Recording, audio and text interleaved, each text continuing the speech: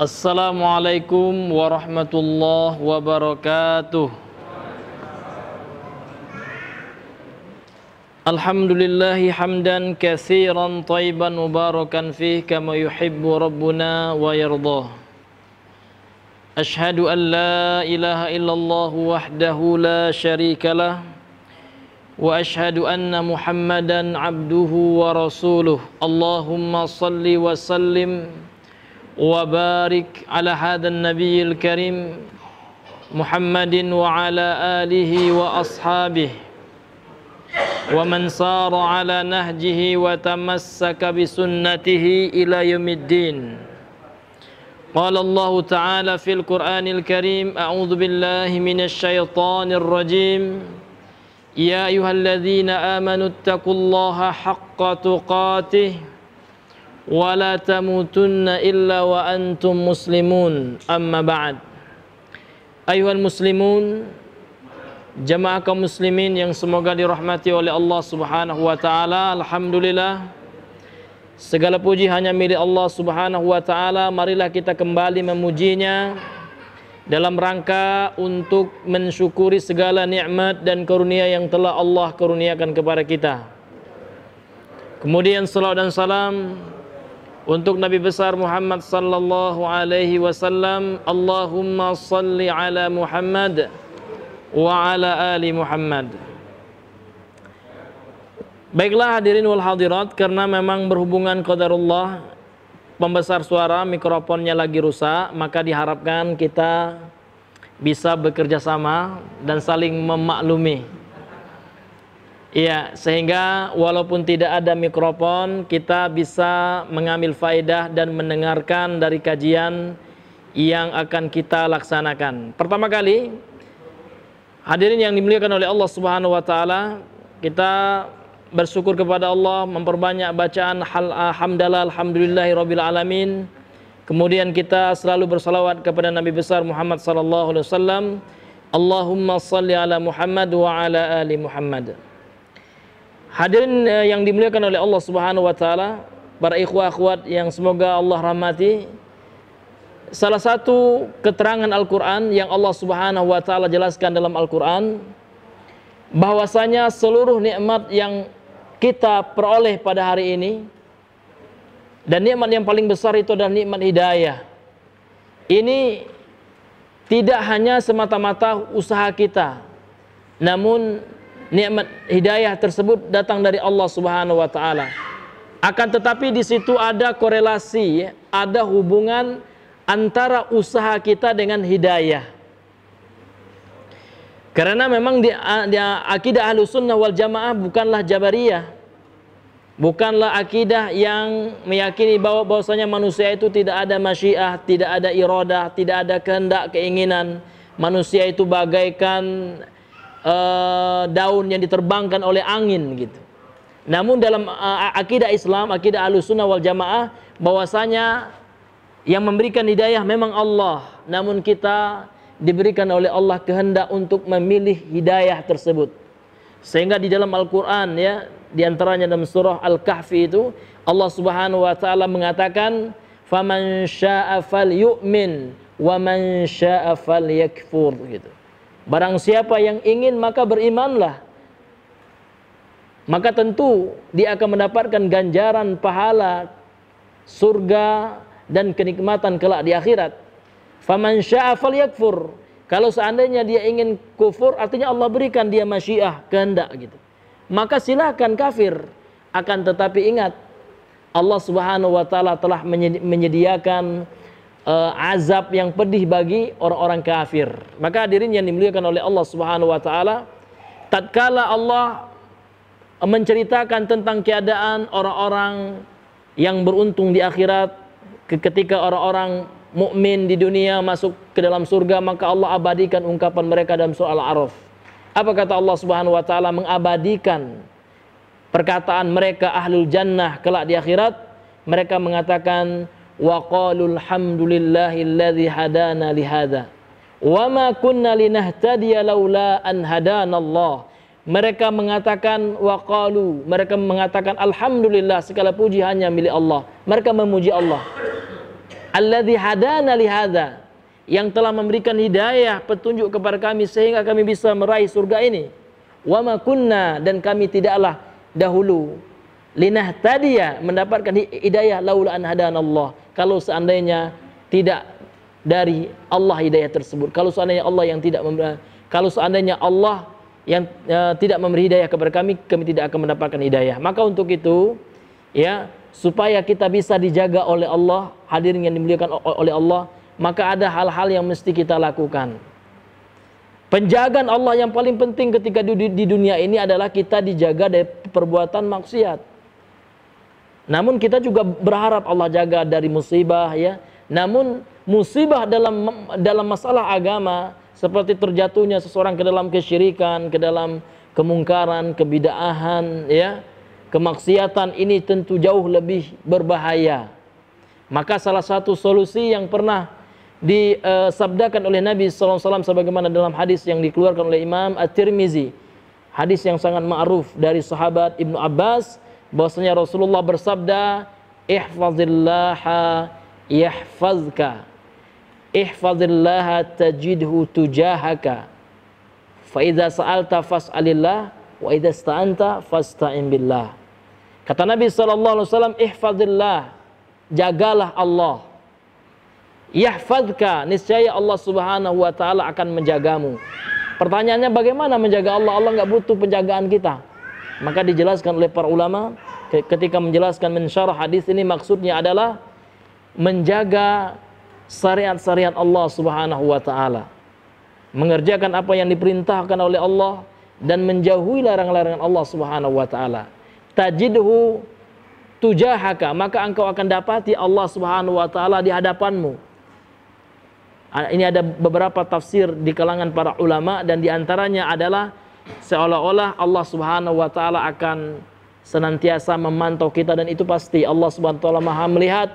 Dan lebih dari itu, Allah Subhanahu wa taala akan memberikan penjagaan kepada kita dari perkara-perkara maksiat, perkara-perkara yang bisa menjerumuskan kita dari hal yang tidak kita senangi di dunia maupun di akhirat.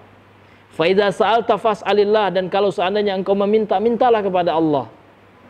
Wa idza sta'anta fasta'in billah, dan apabila engkau memohon perlindungan, mohonlah perlindungan kepada Allah. Ini tauhid. Ini adalah inti daripada doa yang selalu kita panjatkan di dalam surah Al-Fatihah, yang selalu kita baca setiap salat. Ya, iyyaka na'budu wa iyyaka nasta'in.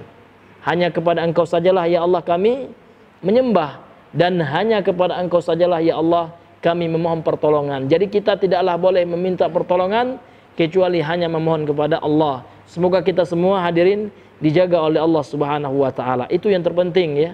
Kita dijaga oleh Allah dari perbuatan maksiat yang luar biasa, yang apabila kita keluar dari rumah kita sekarang, ya, maka pintu-pintu maksiat itu terbuka lebar. Bahkan Hujjatul Islam Al-Imam Al-Ghazali sendiri mengatakan di zamannya, ya, apabila kata beliau, ya, seseorang itu keluar dari rumahnya, futihalahu khamsina abwabin, ya, khamsina babin min abwabil ma'asi, ya. Apabila seseorang itu keluar dari rumahnya, maka futihalahu, dibukakan baginya 50 dari pintu-pintu maksiat, ya, luar biasa. Maka upaya yang bisa kita lakukan supaya bagaimana Allah bisa menjaga kita dari maksiat itu, maka kita harus, ya, mengamalkan ilmu kita, gitu.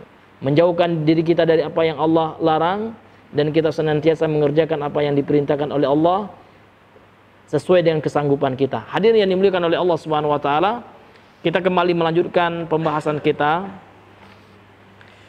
yaitu kita masih pada tafsir, ya, surah Al-Baqarah ayat 21 sampai 23. Pada kitab Umdatut Tafsir, ya, fi mukhtasari tafsir Ibnu Katsir, ya. Umdatut Tafsir, mukhtasar atau ringkasan dari tafsir Ibnu Katsir yang diringkas oleh Asy-Syaikh Ahmad Syakir rahimahullahu taala wa ra'ah.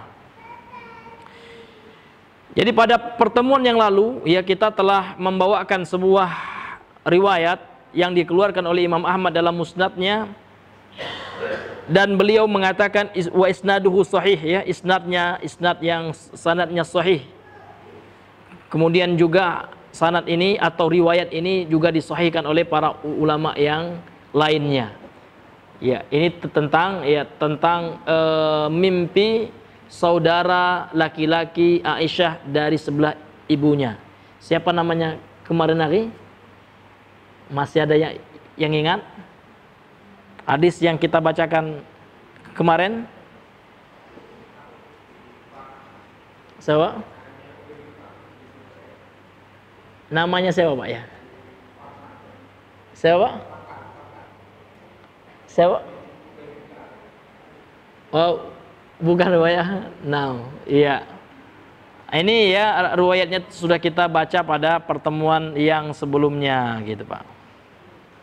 Iya. Iya. Namanya adalah At-Tufail bin Sakhbarah ya. Jadi ini akhi Aisyah ummul mukminin li ummiha. Ini saudara laki-laki Aisyah ummul mukminin li ummiha. Ya, jalur ibunya yang satu ibu namun beda ayahnya. Namanya At-Tufail ya bin Sakhbarah. Ya, bin ya Sakhbarata, ya Sakhbarah. Ya, kita lanjutkan. Warawahu Ibnu Mardawaih wa akhrajahu Ibnu Majah binahwihi wa an Ibni Abbasin qala qala rajulun lin Nabi sallallahu alaihi wasallam. Rawahu Ibnu Mardawaih, telah meriwayatkan Imam Ibnu Mardawaih.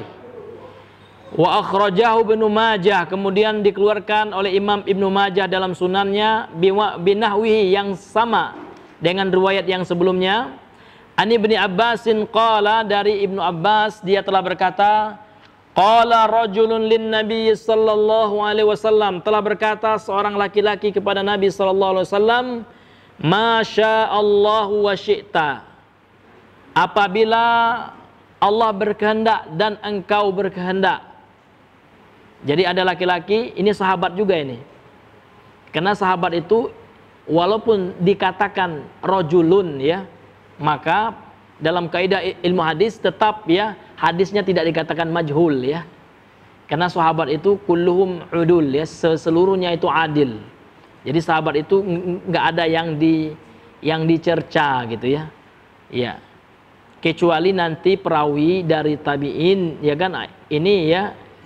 Karena sahabat itu memang jumlahnya terbatas ya, yang meriwayatkan hadis dari Nabi SAW, dan itu meskipun tidak disebutkan namanya ya, maka ini sudah dianggap para ulama ya adil gitu, perawinya jelas ya, tidak dihukumi asing atau majhul gitu. Jadi seorang laki-laki ini dari kalangan sahabat, dia berkata kepada Nabi SAW, apabila Allah menghendaki dan engkau menghendaki. Faqala, lantas Nabi menjawab, aja'altani lillahi niddan, apakah engkau menjadikan aku tandingan bagi Allah gitu. Jadi Nabi mengingkari perkataan itu, karena perkataan itu mengandung unsur kesyirikan. Lantas Nabi mengatakan, aja'altani lillahi niddan, apakah engkau jadikan aku tandingan bagi Allah gitu. Qul masya Allah wahdahu, maka kalau engkau ingin mengatakan, katakan jika Allah menghendaki, Allah saja gitu. Dan hadis ini ya sahih ya. Rawahu Ibnu Mardawaih wa Nasa'i wa Ibnu Majah ya. Wa hadha kullu siyanatun wa himayatun li janibi tauhid wallahu alam. Kemudian Imam Ibnu Katsir rahimahullah mengatakan, dan ini seluruhnya yakni hadis-hadis tentang ini ya, bahwasanya Rasulullah SAW begitu menekankan seseorang untuk tidak melakukan perbuatan syirik ya. Sampai-sampai tidak boleh seseorang itu mengatakan jika Allah menghendaki dan engkau gitu. Dalam riwayat yang lain jangan katakan dan engkau, tapi katakan tsumma syi'ta, kemudian engkau gitu. Ini semua kata beliau bentuk siyanatun wa himayatun, bentuk penjagaan ya. Bentuk himayah li janibi tauhid ya, pada sisi tauhid. Itu semua adalah upaya Rasulullah untuk menjaga kemurnian tauhid gitu. Sehingga tauhidnya seseorang, keyakinan akan keesaan Allah Subhanahu wa taala pada hati seseorang itu tidak dikotori, tidak ternodai oleh noda-noda kesyirikan. Karena syirik ini luar biasa. Sebagaimana yang sering kita ulang ya, kita baca ayat-ayatnya, bagaimana ya khatirnya, bahayanya syirik itu luar biasa, Pak. Warawa Ibnu Abi Hatim an Ibnu Abbas, kemudian juga telah meriwayatkan Ibnu Abi Hatim dari Ibnu Abbas, qala, Imam Ibnu Abbas mengatakan yang dimaksud dengan al-andadu ya pada ayat yang sebelumnya, Pak, ya, pada surah Al-Baqarah, ya, ayat yang ke-22, yang mana Allah Subhanahu wa taala mengatakan, berfirman pada penggalan terakhir dari surah Al-Baqarah 22 itu, Allah Subhanahu wa taala berfirman, fala taj'alu lillahi andada, maka janganlah kalian terjadikan bagi Allah itu andad. Apa yang dimaksud dengan al-andad ini? Maka Imam Ibnu Abbas mengatakan al-andadu wasyirku. Yang dimaksud dengan al-andad di sini adalah sekutu, gitu ya, kesyirikan, gitu. Jadi tidak boleh seseorang itu ya menjadikan bagi Allah sekutu. Tidak boleh mempersekutukan Allah, berbuat syirik kepada Allah, ya, sedangkan kalian mengetahui. Wa huwa syirku, dia ada syirik. Akhfa min dabibin namli ala sofatin sauda'a fi zulmatil laili. Sedangkan syirik itu lebih samar daripada semut yang melata di batu yang hitam di tengah kegelapan malam. Jadi syirik itu, Pak, terkadang samar, terkadang orang tidak ya sengaja atau dalam keadaan dia tidak mengetahui, ternyata dia jatuh ke dalam perbuatan syirik. Makanya para ulama ya mengatakan syirik itu ya sebagian syirik ya kan, itu ada yang lebih samar daripada seekor semut hitam yang berjalan di batu hitam di kegelapan malam. Mana lihat, Pak, ya, nggak ada pula senter gitu ya. Iya. Jadi memang luar biasa syirik ini, Pak. Terkadang, Pak, salah ucap saja kita terkadang jatuh ke dalam perbuatan syirik. Kamu kita ya, kalau bukan kekena saya kamu sampai sekarang nggak bisa ngaji kita. Ini ya lupa kepada Allah. Ini walaupun ya ucapannya seperti enteng, remeh, ya kan, namun tidak jarang orang salah ucap dan terkadang tidak merasa ya bahwasanya ucapan tersebut ya bisa menjerumuskan kepada Bapak kesyirikan. Oh, kalau enggak karena dokter itu, wih, mantap kali obat dokter tuh ya. Iya, mantap obatnya ya. Nah, kalau bukan karena obat dokter itu saya mungkin masih sakit ini. Ini lupa kepada Allah. Ini syirik nih, Pak ya.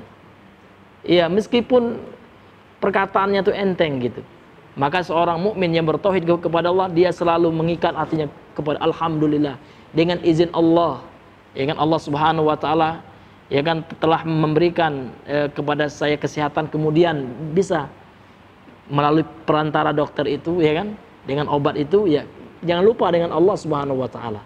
Makanya orang yang bertauhid itu adalah orang yang selalu hatinya terikat dengan Allah.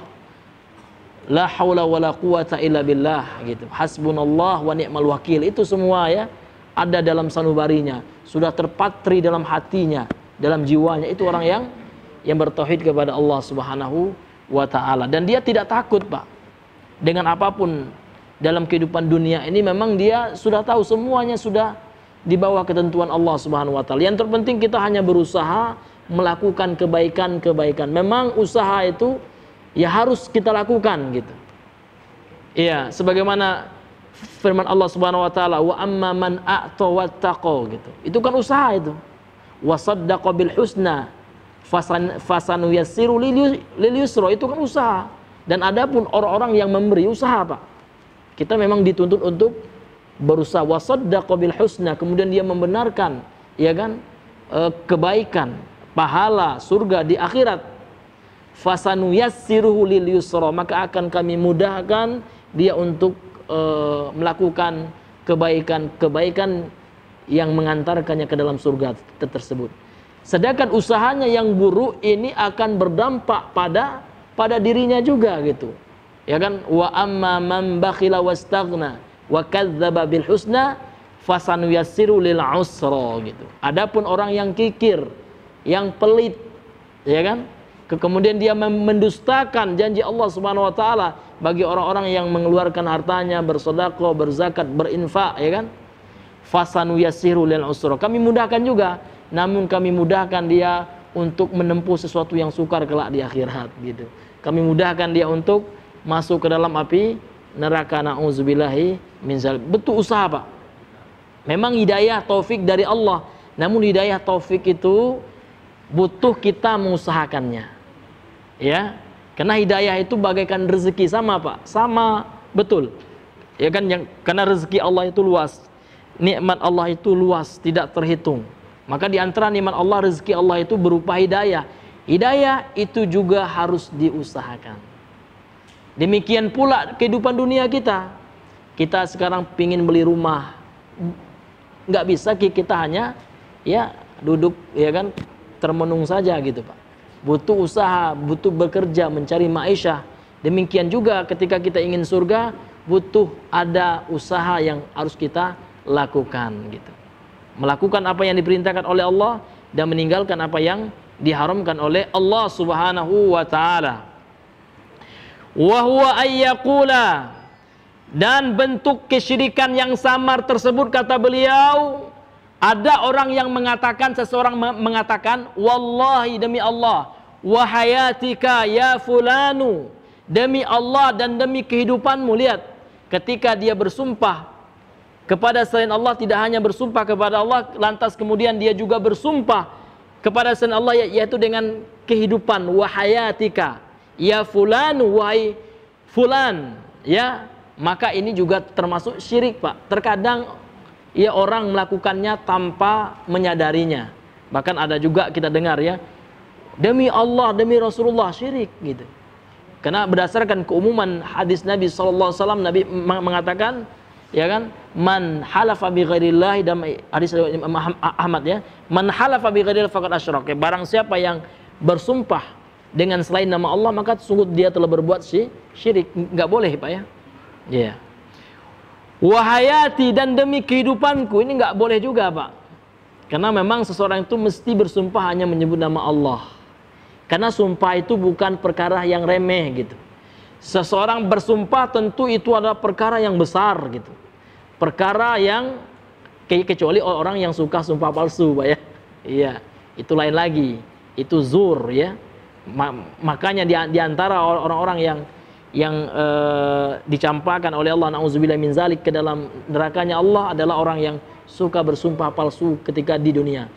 Padahal dia tahu itu bohong ya. Namun demi menutupi kebohongannya, dia tega, dia rela bersumpah menyebut nama Allah. Wallahi katanya, saya nggak melakukan. Padahal dia melakukan, na'udzubillah. Maka orang yang melanggar sumpah itu dalam hukum Islam ada namanya kafaroh. Jadi kalau seandainya ada orang yang melanggar sumpahnya, misalkan dia sumpah apa ya, dia sumpah tidak akan bermaksiat misalkan, atau dia sumpah tidak melakukan sesuatu, namun bersumpah untuk melakukan yang haram, tidak boleh gitu Pak ya. Iya, demi Allah saya akan berzina, na'udzubillah ya. Iya, ini sesuatu yang haram gitu ya. Namun kalau seandainya dia bersumpah dan dia langgar, ini ya di dalam syariat dia dihukum untuk apa Pak? Untuk berpuasa 3 hari ya. Dan kalau seandainya dia tidak sanggup, maka dia memberi makan fakir miskin gitu. Nah, ini. Jadi ini bentuk kesyirikan. Kemudian bentuk yang lain kata beliau, wa yaqula ya, seseorang dia mengatakan laula kalbatun laula kalbatu hadza ya, laula kalbatun hadza la atana lisusu albarihata. Kalau seandainya bukan kena seekor anjing ini, maka ya kita akan dimasuki oleh maling ya. Akan datang maling ke rumah kita ya malam kemarin. Ini kan sesuatu yang sering lumrah diucapkan gitu. Maka Imam Ibnu Katsir mengatakan ini bentuk itu syirik gitu ya. Akhfa min dabibin namli ala sofatin sauda fi zulmatil lail ya, lebih samar ya kan daripada seekor semut yang hitam yang berjalan di batu yang hitam di tengah gelap gulita. Ya kan? Kalau ada orang yang mengatakan hal yang seperti ini, kata beliau, ini juga bentuk kesyirikan. Na'udzubillahi min zalik. Kemudian juga ada kalau seandainya orang mengatakan laulal bitu fid dari la atal lisusu. Kalau seandainya tidak ada ya angsa, ini bisa diartikan angsa lah gitu ya, di rumah maka akan datang pencuri gitu. Maka dia menyandarkan datangnya pencuri dengan angsa ini, lupa kepada Allah. Kalaulah seandainya dia mengatakan ya kan dengan izin Allah Subhanahu wa taala dan kemudian usaha kita dengan kita memelihara angsa ini, maka insya Allah akan bisa meminimalisir kedatangan pencuri. Karena angsa ini kalau lihat pencuri ya, biasanya dia berbunyi gitu. Kalau itu dia dikatakan, dia terbebas Pak ya. Namun terkadang ada orang yang lupa kepada Allah, langsung saja dia menyebutkan usahanya tanpa ingat kepada Allah yang menciptakan usaha tersebut, yang menciptakan sebab tersebut. Maka memang betul Pak, dalam kehidupan dunia ini pasti ada hukum sebab akibat. Namun kita tidak boleh lupa kepada yang menciptakan sebab tersebut. Gitu. Allah Subhanahu wa ta'ala. Wa qaulur rajuli li sahibihi, kemudian perkataan seseorang ya kepada temannya, masya Allah wa syi'ta. Ini juga termasuk ya, jika Allah mengendaki dan kamu gitu. Namun kalau seandainya dia ingin mengatakan ungkapan ini juga, seharusnya dia mengatakan masya Allah summa, harus pakai summa kemudian gitu ya. Karena seperti yang telah kita jelaskan pada pertemuan yang selanjutnya, yang sebelumnya, kalau pakai kemudian Pak, ini ya, ada urutan gitu. Jadi kita dahulukan Allah, kemudian gitu, ada urutan. Namun kalau seandainya kita pakai huruf atof atau kata sambung wa, ini memberikan makna penyamaan, penyamarataan gitu, dan gitu ya, iya. Maka ini tidak boleh, dilarang oleh Nabi Sallallahu Alaihi Wasallam ini. Ini luar biasanya Rasulullah Pak. Bagaimana orang sekarang ya, yang minta kepada selain Allah, yang menyeru kepada selain Allah, ya Syekhus Sakolain gitu ya. Ya Abdul Qadir Jailani gitu ya, amditni aghisna auzubillah, atau dengan dalam bentuk nyanyian ya kan, Allah aghisna ya Rasulullah auzubillah, ya meminta kepada selain Allah. Nabi saja ya kan, digandengkan saja, insyaallah wa syi'ta, Nabi saja marah Pak, aja'altanillahi niddan, Nabi marah, langsung Nabi mengatakan, apakah engkau jadikan aku ini sekutu bagi Allah? Bagaimana dengan orang sekarang yang meminta kepada selain Allah? Minta kepada Nabi, auzubillah Pak ya. Luar biasa Pak ya. Memang tauhid ini hal yang sangat ya, sesuatu yang besar Pak ya. Yang kalau seandainya kita lengah, nauzubillah min zalik ya, kita bisa terjerumus ke dalam perbuatan syirik tersebut. Maka untuk itu Pak, kita harus berhati-hati betul berkata dan berucap dan bertindak gitu. Karena boleh jadi ya, perkataan yang kita ucapkan mengandung unsur kesyirikan. Boleh jadi perbuatan yang kita lakukan mengandung unsur kesyirikan. Nauzubillahi min zalik ya. Maka harus kita gantungkan selalu hati kita kepada Allah. Karena memang ulama mengatakan, di antara Imam Ibnu Qayyim, di antara sebab syirik itu adalah at-ta'alluqu ya, ta'alluqul qalbi ta'alluqul qalbi li ghairillah ya, tergantungnya hati kepada selain Allah. Ini ada orang yang hatinya selalu sangat gitu, melampaui batas cinta kepada orang soleh ya, sehingga apa-apa minta kepada orang soleh dulu, apapun ya bertawasul dahulu. Ini ada bentuk ta'alluq qalbi ya, hatinya itu terlalu dia sandarkan kepada selain Allah Subhanahu wa ta'ala. Makanya kita itu mentauhidkan Allah itu mengesahkan Allah Pak ya. Jadi hati kita butuh kita esahkan juga. Tawakal kita hanya bertawakal kepada Allah. Inilah bentuk tauhid itu hadirin yang dimuliakan oleh Allah Subhanahu wa taala. Makanya Nabi Ibrahim ini adalah representasi ya, sosok yang luar biasa mengamalkan tauhid gitu. Bahkan sering kami sebutkan ya, cerita berdasarkan hadis sahih ya kan, ketika Raja Namrus ya membakar beliau, itu kan malaikat menawarkan ini ya, menawarkan bantuan gitu. Maka Nabi Ibrahim mengatakan, kalau seandainya bantuan itu datang dari Allah fana'am, ya kan? Namun kalau seandainya bantuan itu datang dari engkau, maka Nabi Ibrahim mengatakan la gitu, nggak mau beliau gitu kan. Kalau memang bantuan ini siapa yang mendatangkan? Allah, ya gitu. Ini luar biasanya Pak ya, luar biasanya, sehingga Allah Subhanahu wa taala berfirman kepada api yang ketika itu membakar beliau, ya nari kuni bardaw wa salama ala Ibrahim gitu. Wahai api, jadilah engkau ya kan bardan ya, dingin, wasalaman, kemudian tidak bermudarat ya, menyelamatkan atas Nabi Ibrahim. Sehingga dengan mukjizat yang Allah berikan kepada beliau, karena tauhid beliau yang sangat luar biasa, Allah selamatkan beliau dari api yang berkobar-kobar yang akan membakar beliau ketika itu, hadirin yang dimuliakan oleh Allah Subhanahu wa taala. Maka butuh kali memang tauhid ini, keikhlasan ini. Tauhid ikhlas itu ya sama. Karena ikhlas itu diantara bentuk mengesahkan Allah Subhanahu wa taala. Nabi Yusuf saja, kalaulah seandainya bukan kena keikhlasannya, kena tauhidnya, mungkin waktu itu beliau bisa tergoda oleh wanita Al-Aziz, istrinya Al-Aziz yang Imra'atul Aziz ya, yang menggodanya. Laula ra'a burhanan min rabbih ya. Kalau seandainya beliau tidak melihat petunjuk ya kan dari Allah Subhanahu wa taala, dan karena beliau min ibadinal mukhlasin gitu ya. Dan Nabi Yusuf termasuk hamba-hamba Allah yang ikhlas, maka Allah Subhanahu wa taala selamatkan dia dari makar itu Pak ya, dari fitnah tersebut. Ini luar biasa ya tauhid. Karena tauhid itulah Pak, dengan izin Allah Subhanahu wa taala menjadi sebab ya, menjadi sebab seseorang dibentengi dalam kehidupan ini, terjaga daripada perbuatan yang diharamkan oleh Allah Subhanahu wa taala. Bayangkan Pak, misalkan Bapak sekarang sendiri di kamar, pakai HP, nggak ada orang yang lihat.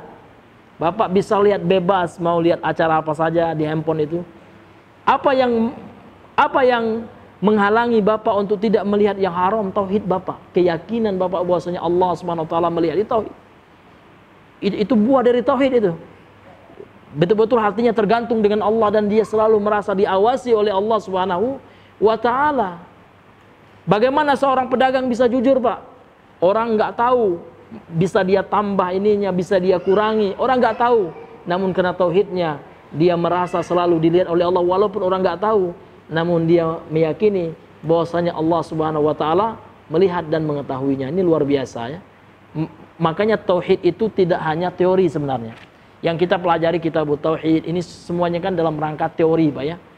Memang ya sesuatu itu diawali dengan teori, ya kan?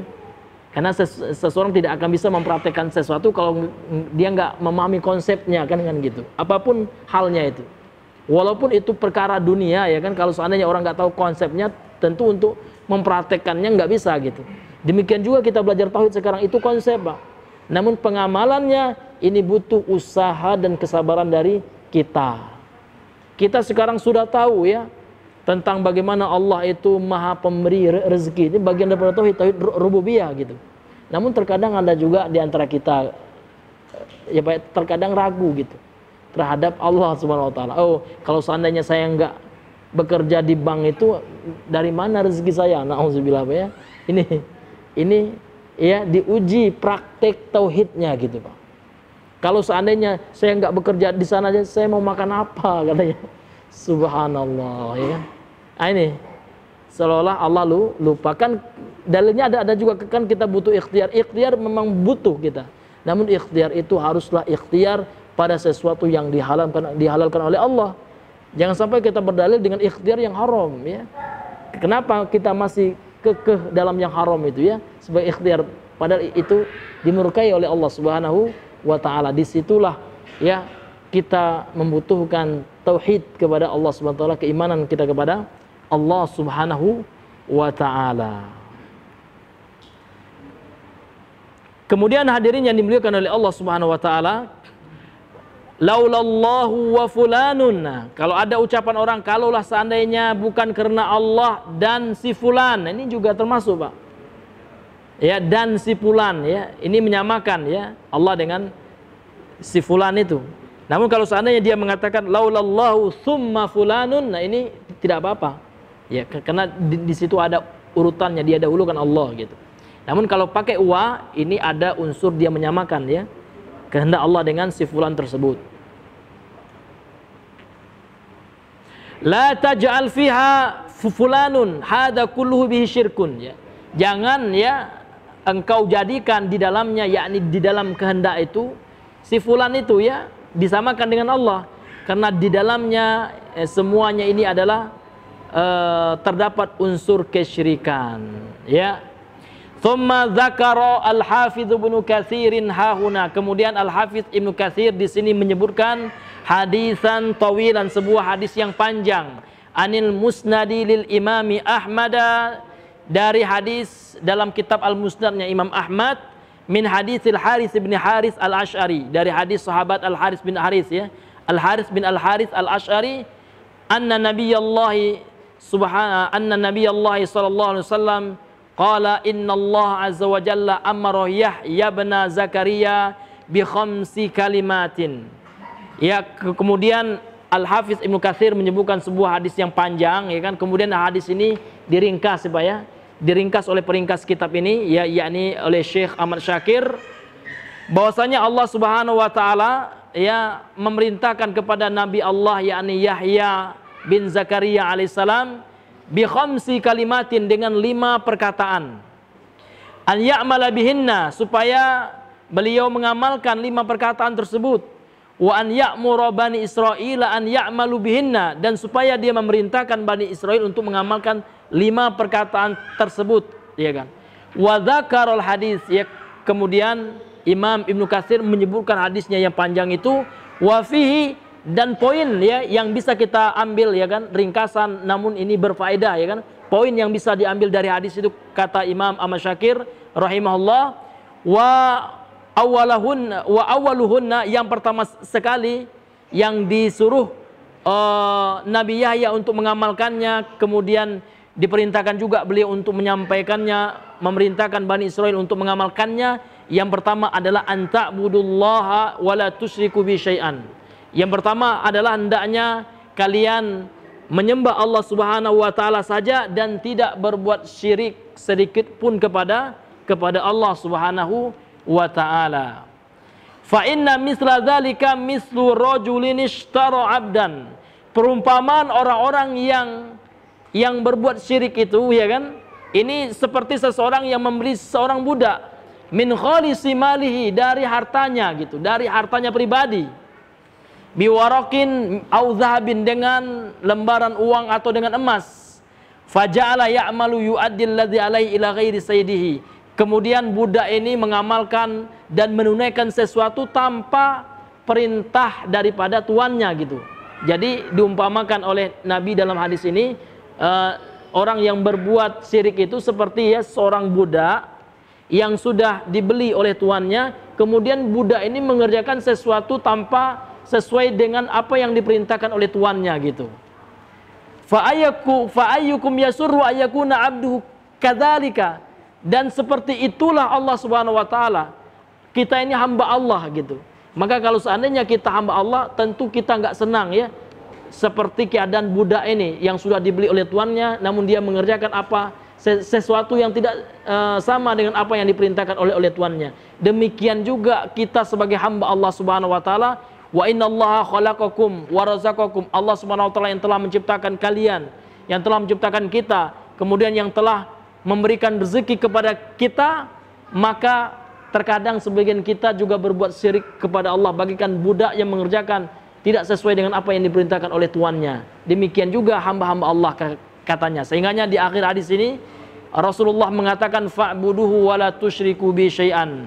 Maka beribadahlah hanya kepada Allah dan janganlah berbuat syirik sedikit pun kepada Allah. Jadi memang pada ayat ini, pembahasan ayat ini, kalau Bapak baca lagi tafsir Ibnu Katsir itu sangat banyak sekali ayat-ayat Allah yang menjelaskan bagaimana seseorang itu harus bertauhid, dan hadis-hadis ya yang dibawakan oleh Imam Ibnu Katsir yang memerintahkan kita untuk senantiasa mentauhidkan Allah dan menjauhi perbuatan syirik. Ini menunjukkan luar biasa Pak ya, para ulama kita, bagaimana usaha mereka dalam rangka menjaga umat Islam secara khusus ya dari noda-noda kesyirikan yang sangat luar biasa bahayanya ini. Thayyib, Bapak Ibu yang dirahmati oleh Allah Subhanahu wa taala, karena mengingat waktu ya, maka kita cukupkan dulu pembahasan kita malam hari ini. Pada pembahasan ini insyaallah taala, kalau seandainya Allah masih memanjangkan usia kita dan Allah masih memperkenankan untuk kita melanjutkan pembahasan ini, insyaallah akan kita sambung ya pada pembahasan yang selanjutnya. Subhanakallahumma bihamdika asyhadu an la ilaha illa anta astaghfiruka wa atubu ilaik. Assalamualaikum warahmatullahi wabarakatuh.